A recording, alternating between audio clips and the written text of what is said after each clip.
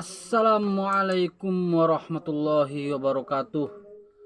Alhamdulillahirabbil alamin. Allahumma sholli ala Muhammad wa ala ali Muhammad. Berjumpa kembali dengan saya Al Husain yang akan membawa cerita sejarah dari kisah berlanjutnya dari karangan Profesor Dr. Buya Hamka yang berjudul Dari Perbendaharaan Lama. Membaca sejarah di zaman internet ini adalah persoalan penting untuk mengetahui rekam jejak para tokoh cendekiawan khususnya di Indonesia ini. Karena dengan sejarah kita bisa mengambil pelajaran dan menilai siapa-siapa yang berjuang dan siapa-siapa yang berkhianat dengan tetap melihat dengan kacamata yang objektif.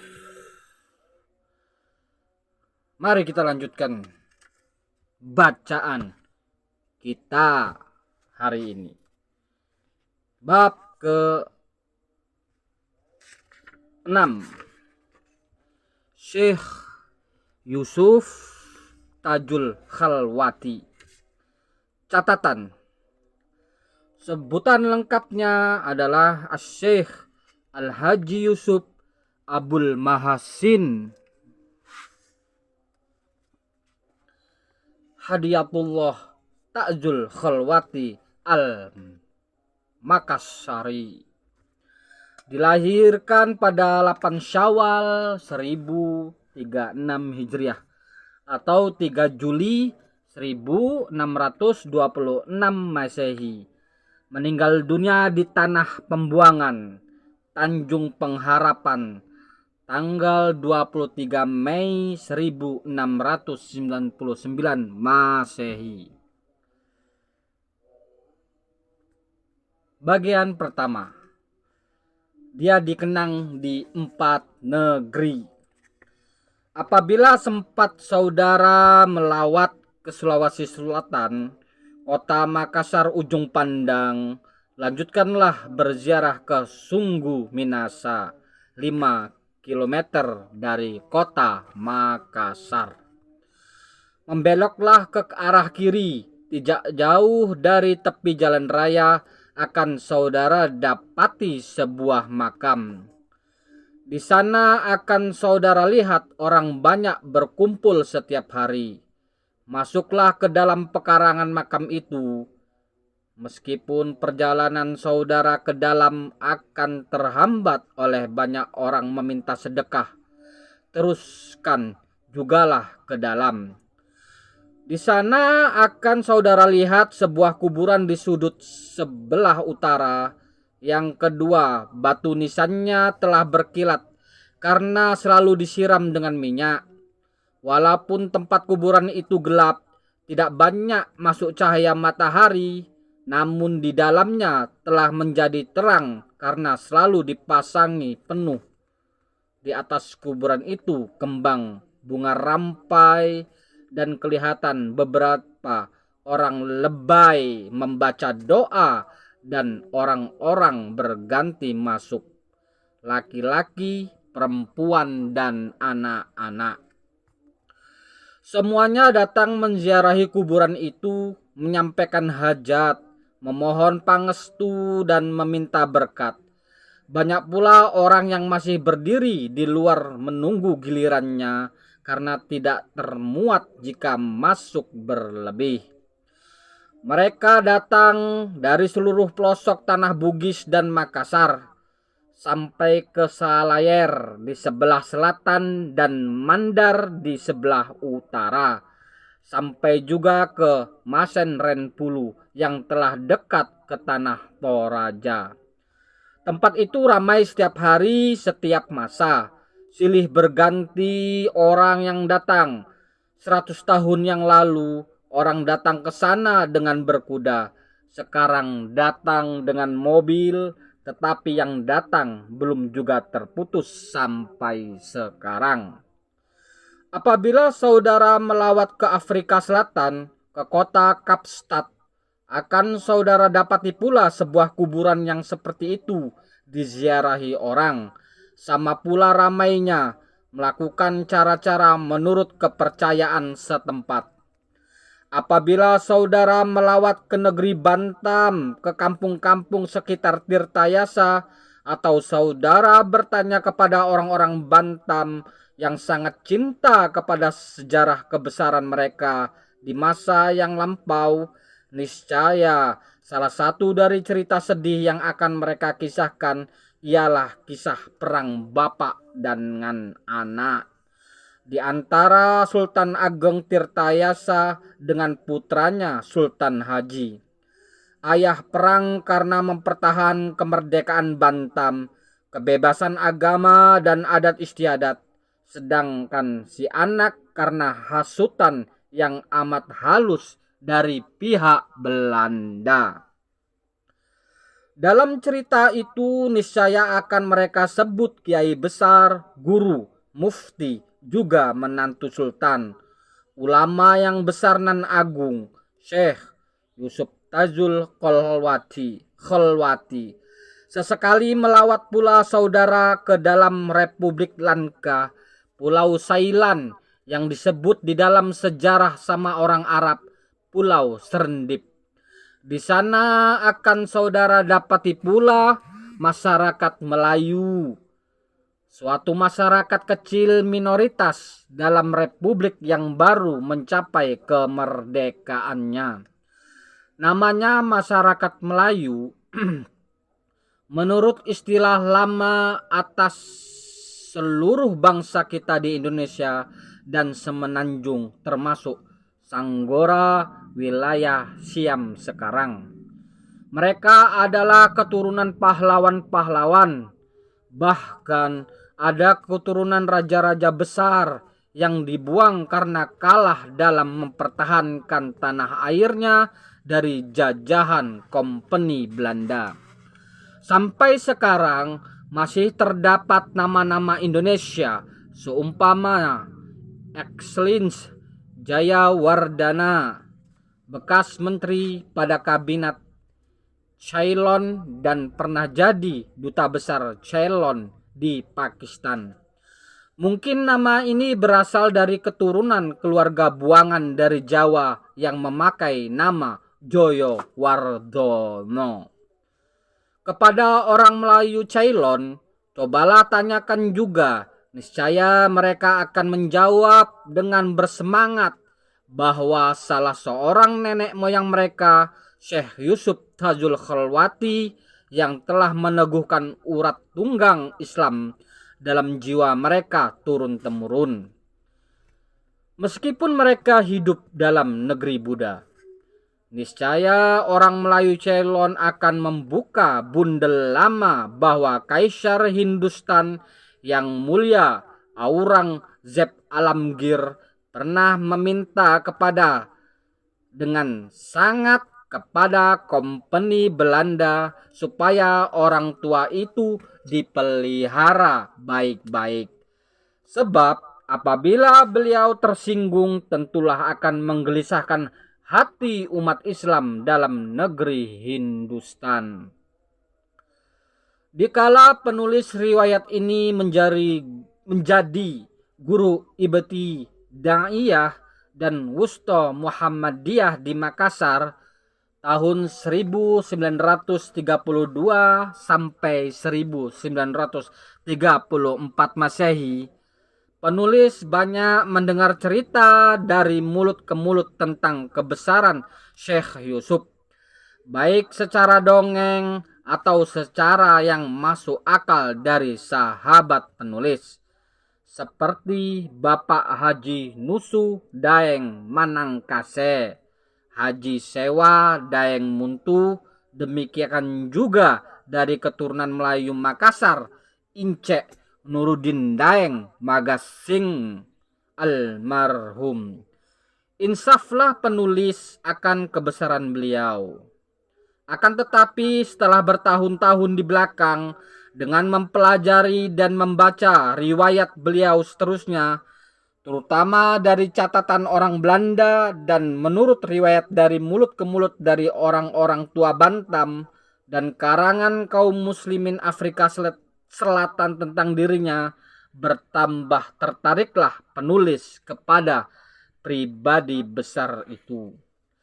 Pada tahun 1955 Masehi, bersama-sama dengan saudara Nazaruddin Rahmat, penulis berkesempatan ziarah ke Goa. Di sana mendapat sebuah buku yang sangat berharga, yaitu kumpulan risalah-risalah Syekh Yusuf yang disimpan dengan sangat khusyuk di gua. Dipandang bagai pusaka keramat.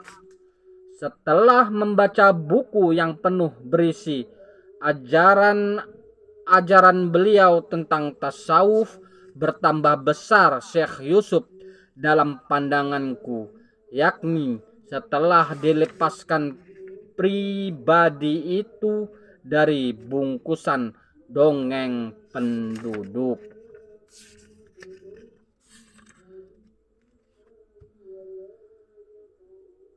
Bagian kedua. Asal usul dan nama lengkap Syekh Yusuf. Nama kecil beliau Muhammad Yusuf. Sebutan lengkapnya Asy-Syaikh Al-Haji Yusuf Abul Mahasin Hadiyatullah Tajul Khalwati Al-Makassari. Syekh Haji Yusuf yang mempunyai berbagai macam kebajikan, anugerah Allah Subhanahu wa taala, mahkota khalwatiyah anak Makassar. Gelar Syekh diterimanya menurut tradisi ahli tasawuf setelah beliau diberi izin oleh gurunya mengajarkan thariqat kepada orang lain. Gelar haji karena ia setelah selesai mengerjakan rukun kelima. Abul Mahasin adalah kunyah, gelar kehormatan bila usia sudah agak tinggi yang diberikan kepada Sultan-Sultan Bantam. Abul Mafakhir, Abul Fatah, Abul Ma'ali. Gelar kehormatan karena telah beroleh putra seperti Abu Bakar, ayah si gadis, atau mempunyai kesukaan istimewa sebagai sahabat Nabi SAW yang berkunyah Abu Hurairah dalam kurung bapak si kucing.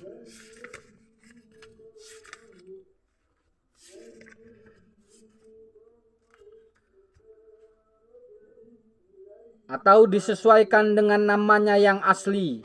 Hal itu terdapat dalam tradisi menyesuaikan nama dengan gelar yang masih terdapat di Makassar sampai sekarang, seperti Bebasa Daeng Lalo.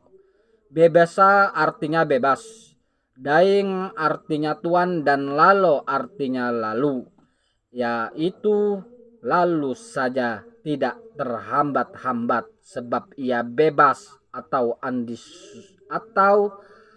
Andi Sultan Daeng Rajo. Sudah sama diketahui maksud menyesuaikan nama sultan gelar raja tersebut. Mungkin benar kunyah Syekh Yusuf Abdul Mahasin disesuaikan dengan nama Yusuf, sebab nama itu diambil berkah dari Nabi Yusuf alaihissalam yang terkenal cakap dan bagus rupanya dan baik lakunya. Berbagai kebajikan dan keindahan, itu kata jamaknya Mahasin. Kemudian setelah beliau lulus dan mencapai derajat yang tinggi dalam ilmu tasawuf, terutama dalam thariqat khalwatiyah, gurunya memberi gelar Tajul Khalwati. Mahkota dari thariqat khalwatiyah ditambah lagi dengan sebutan Hadiyatullah, anugerah Allah Subhanahu wa taala. Pemberian lakop yang demikian bukanlah dengan sembarangan. Mungkin beliau telah pernah mencapai wusul dalam khalwatnya, pernah merasa fana ke dalam bakoknya ilahi. Dalam pada itu beliau pun bergelar haji, sebab sudah pernah ke Mekah dan Al-Makassari ialah tanah asalnya Makassar. Bagian ketiga C. Bagian ketiga, masa kelahirannya. Dalam catatan orang Makassar, Syekh Yusuf dilahirkan pada 8 Syawal 1036 Hijriah bertepatan dengan 3 Juli 1626 Masehi. Dalam sejarah Bugis dan Makassar, agama Islam dipeluk dengan resmi oleh kerajaan Goa dan Talo ialah pada tahun 1603 Masehi. Pembawanya ialah 3 orang guru atau datuk dari Minangkabau, yaitu Datuk Tiro, Datuk Ri Bandang, dan Datuk Patimang. Sebelum itu di ujung pandang Makassar sendiri sudah ada juga orang Islam, yaitu orang-orang yang menyingkirkan diri dari Malaka setelah Malaka dirampas Portugis pada tahun 1511 Masehi. Sebelum itu dua agama telah mencoba hendak merebut dari raja-raja Goa dan Talo, memeluk agama Kristen Katolik sebagai raja-raja di Pelores dan Jailolo, atau memeluk Islam di bawah pimpinan kerajaan Islam Ternate. Tetapi raja-raja Goa dan Talo tidak mau memeluk Kristen sebab benci kepada Portugis dan tidak mau memeluk Islam dengan perantaraan Sultan Ternate, takut kalau negerinya kelak hanya menjadi fasal boneka saja dari Ternate. Tetapi setelah datang 3 orang guru dari Sumatera Minangkabau yang jauh tersebut, yang tidak menaruh maksud-maksud politik, dengan sukarela raja-raja Goa dan Talo menerima Islam. Dengan pimpinan ketiga guru besar itu yang disebut juga Datuk, artinya dukun sakti atau dukun sakti. Raja-raja Goa dan Talo dan orang-orang bangsawannya memeluk Islam dan memperdalam pengetahuannya tentang Islam. Terutama Datuk Tiro yang tinggal di Goa Talo. Datuk Patimang menyiarkan Islam ke bagian tanah Bugis dan Ratu Datuk Ribandang melawat sampai ke Sumbawa dan Bima. Dari keluarga bangsawan Goa dan Talo itulah Muhammad Yusuf dilahirkan 23 tahun setelah keluarga kerajaan dengan resmi memeluk Islam.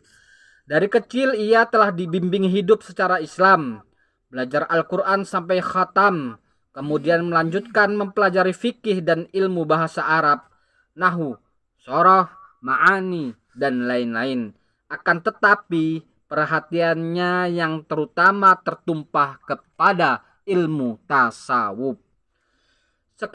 Seketika itu kerajaan Goa kian lama kian naik bersemarak, terutama di zaman pemerintahan Sultan Hasanuddin. Ketika itu pula kompeni Belanda mulai mengembangkan sayap penjajahan di Indonesia bagian timur.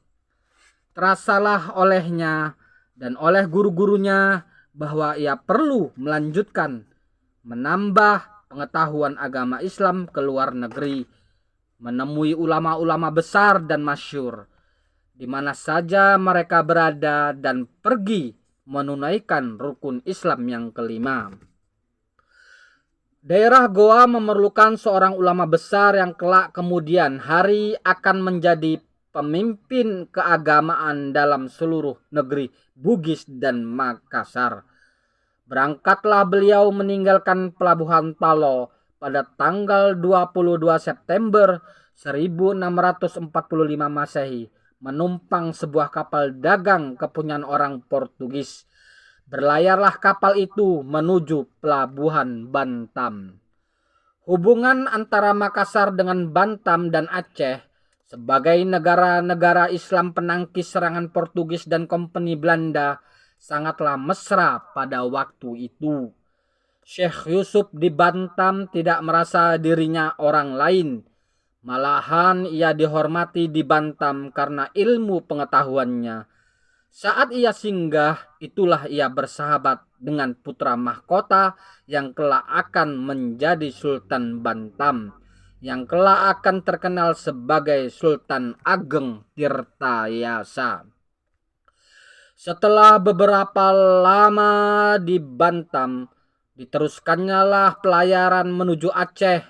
Di sanalah ia menemui ulama besar Aceh pada waktu itu, yaitu Syekh Nuruddin Ar-Raniri pada zaman pemerintahan Ratu Tajul Alam Syiatadin Shah, putri Iskandar Muda dan janda dari almarhum Iskandar Tsani. Daripada Syekh itu mendapat ijazah dalam Thariqat Al-Qoriyah. Dari Aceh terus melayar menuju ke negeri Yaman dan diterimanya pula di sana ijazah Thariqat Naqsabandiyah dari Syekh Abi Abdillah Muhammad Abdul Bagi. Kemudian ia terus ke Zubaid dalam negeri Yaman juga dan diterimanya pula di sana ijazah Thariqat As-Sa'adah Al-Ba'alawiyah daripada Sayyid Ali. Dari sana ia pun meneruskan pelayaran ke Mekah menunaikan fardu haji. Setelah selesai haji diteruskan ziarah ke kuburan Rasulullah Sallallahu Alaihi Wasallam di Madinah Al-Munawwarah.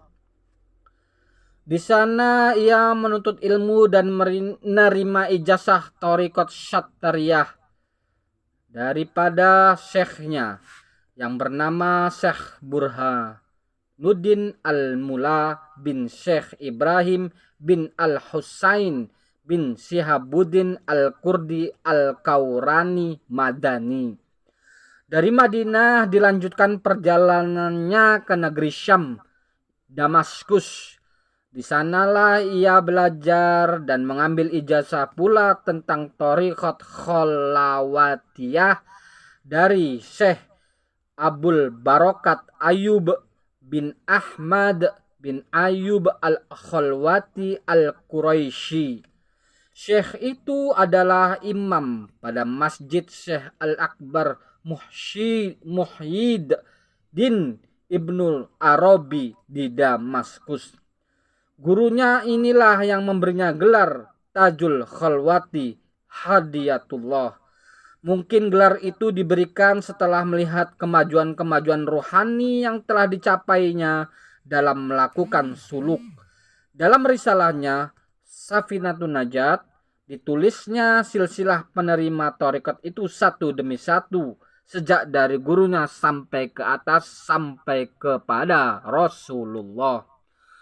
Dikatakannya pula bahwa selain dari yang 5 itu, dia pun mempelajari thariqat Dasuqiyah, Syaziliyah, Hashtiyah, Rifa'iyah, Al-Idrusiyah, Ahmadiyah, Suhrawardiyah, Maulawiyah, Kubrawiyah, Madariyah, Makhdumiyah, dan lain-lain. Tentang gurunya Syekh Nuruddin Ar-Raniri di Aceh, ia berkata, adapun silsilah khilafah Sada'ah Al-Qadiriyah saya ambil dari syekhku dan sandaranku yang alim lagi, yang lebih utama, arif lagi sempurna, mengumpulkan ilmu syariat dan hakikat, dan yang menyelidiki ma'rifat dan thariqat, tuanku dan guruku Syekh Muhammad Jailani, yang lebih terkenal dengan sebutan Syekh Nuruddin bin Hasanji bin Muhammad Hamid Al-Quraisy Ar-Raniri. Semoga Allah Subhanahu wa taala menyucikan roh beliau dan memberinya cahaya pusaranya. Ada cerita yang menerangkan bahwa perjalanan itu diteruskan juga ke Istanbul. Ketika pulang, ia telah menjadi guru besar.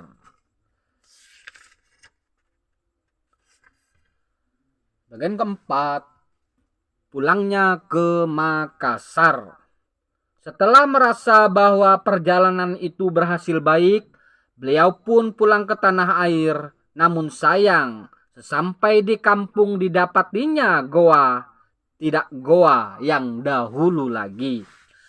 Peperangan Hasanuddin dengan Belanda dan berpihaknya Arupalaka kepada company dan perjanjian Bongaya yang terkenal, di antaranya Sultan Hasanuddin dengan Spelman, menyebabkan kemerdekaan Goa telah terbatas. Meskipun kerajaan Goa masih ada, namun Belanda telah berkuasa di dalam kota Makassar dan telah mendirikan bentengnya yang kuat. Jika orang lain meninjau hal itu dari sudut pandang politik, Tuan Syekh melihatnya dari sudut ilmu keruhanian. Kerusakan negara bukanlah semata-mata karena serangan musuh dari luar, melainkan akhlak umatlah yang telah rusak binasa. Demikianlah pendapat beliau. Dia telah melihat Yaman, Hijaz, dan Syam, dan telah melihat Istanbul juga. Islam masih baru dalam negerinya, belum cukup 100 tahun. Raja-raja mestilah bersungguh-sungguh dan berupaya sekeras-kerasnya memasukkan pengaruh Islam ke dalam hati anak negeri. Perbuatan yang mungkar mesti diberantas dengan kekuasaan raja. Namun sayang, ia melihat anak-anak rajalah yang menjadi pangkal perbuatan maksiat. Kebiasaan mengadu ayam masih berlaku sebagai pada zaman jahiliyah. Anak Makassar masih belum dapat meninggalkan kebiasaan minum balo atau tuak. Orang berani bermain judi di gelanggang yang ramai. Pernah disampaikan permohonannya kepada raja supaya dengan kuasa baginda adat kebiasaan yang buruk itu dilarang. Ia menghadap sendiri ke istana. Ia tidak segan menyampaikan kepada raja. Pertama, karena ia masih keluarga kerajaan. Yang kedua, pengaruhnya kepada umat telah mulai besar karena sejak ia di luar negeri namanya sudah harum juga sampai di kampung. Terjadilah perbedaan pandangan antara beliau dengan raja dalam suatu soal. Raja menjawab, Baginda tidak dapat sekaligus menghapuskan kebiasaan buruk itu, kata Baginda. Meminum balo adalah menimbulkan kegagahan dan keberanian berperang. Senantiasa melihat ayam berlagak dan mati berdarah karena tajinya, menghilangkan rasa ngeri dan mabuk melihat darah. Judi diizinkan di balai dan gelanggang supaya gelanggang itu jadi ramai dan pemuda siap selalu apabila titah datang. Syekh menyatakan pula terus terang pendapatnya dari sudut pandang keruhanian. Inilah pangkal kejatuhan Goa. Goa akan hancur, pecah berderai laksana pekapuran ini, kata beliau sambil menghempaskan tempat kapur sirih dari tangannya ke lantai hingga hancur. Demikian cerita orang-orang tua di Makassar. Setelah diberinya ijazah kepada beberapa orang muridnya, di antaranya Syekh Nuruddin Abdul Fattah Abdul Bashir Ad-Dohiri Ar-Rafani, dan muridnya pula Abdul Qadir Maraeng Majeneng. Minta izinlah ia meninggalkan Makassar dan meskipun bagaimana ditahan, tidak mau dia ditahan lagi. Berangkatlah ia ke Bantam sebab di sana banyak pula muridnya yang pernah belajar kepadanya ketika di Mekah. Demikianlah bacaan kisah tentang Syekh Yusuf. Episode berikutnya akan membaca hijrahnya dan perkembangannya Syekh Yusuf yang telah hijrah ke Bantam.